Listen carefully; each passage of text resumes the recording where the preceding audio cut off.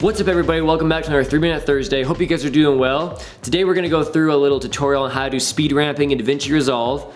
Originally I was gonna try to do something with Premiere Pro, but I gotta learn Premiere Pro a little bit better before I start teaching about it, just because DaVinci Resolve is my editor of choice. So we're gonna dump into DaVinci Resolve real quick and I'll show you guys how to speed ramp.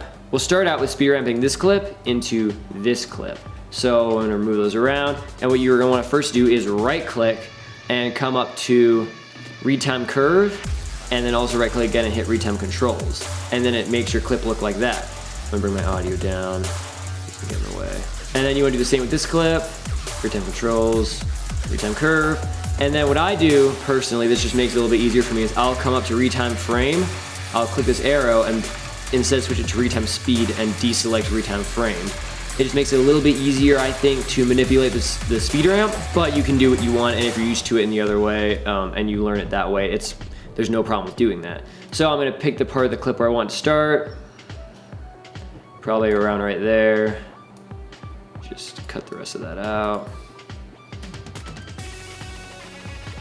And then it's gonna speed ramp into this, so that's where I want that clip to start. All right, now I've got my two clips. I'll actually go ahead and delete the rest of these clips.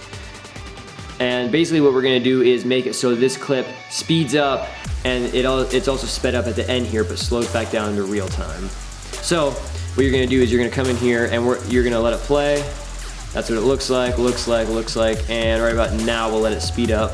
So you click the arrow, hit add speed point, and then what you have to do is you have to come back here to the end of the clip, zoom in real tight, and add another speed point right at the end of that clip. All right, just as close to the end of the clip as you can. Then you come in here, same thing with this one, add a speed point to as close to the end of this clip as you can. Bring it in, and wherever it ends, so this is where it ends. Where it ends is where it's gonna return back to normal speed. And what you do is you grab the marker, you pull it in, and this indicates how sped up your image is. It's by 180%. You can also go into this and hit change speed and change it by any of these defaults. I personally just like to come in here, grab it, and change it manually because it gives you more flexibility. And then once this disappears, you're gonna wanna click on here and grab these little dots and come up here to where this is and change it to a curve, because that's gonna make it gradually go into a speed ramp. And the out point, you don't have to do that because it's just gonna go straight into the next clip. So on this clip with this out point, you don't have to do that. But once you do that, then you come in here and you can finish, you can finish speeding it up. I mean, speed up as fast as you want. I like that, yeah. And then I'm gonna come in here and do the same thing with this, bring it up, change this, out, bring it in nice and fast. So then you get something that looks like this. Oops.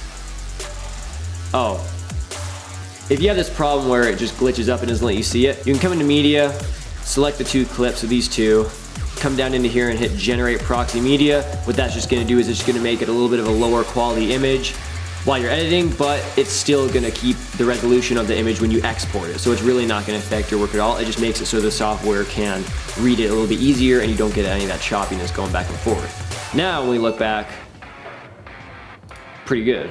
And see, there's a little cut before this one goes, but that's because this playhead has some time before it, so I'm just gonna cut that out. And when you play that back,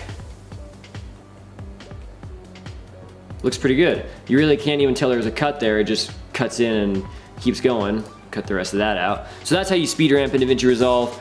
That's the basics, that's just kind of how I do it. Apparently it's easier in Premiere, but I have yet to learn how to do it in Premiere. Hopefully that comes soon. All right, well, that's it for today's 3-Minute Thursday. Hope you guys enjoyed it. If you did, go ahead and hit that like button down below. Subscribe if you haven't already, and I'll see you guys in the next video.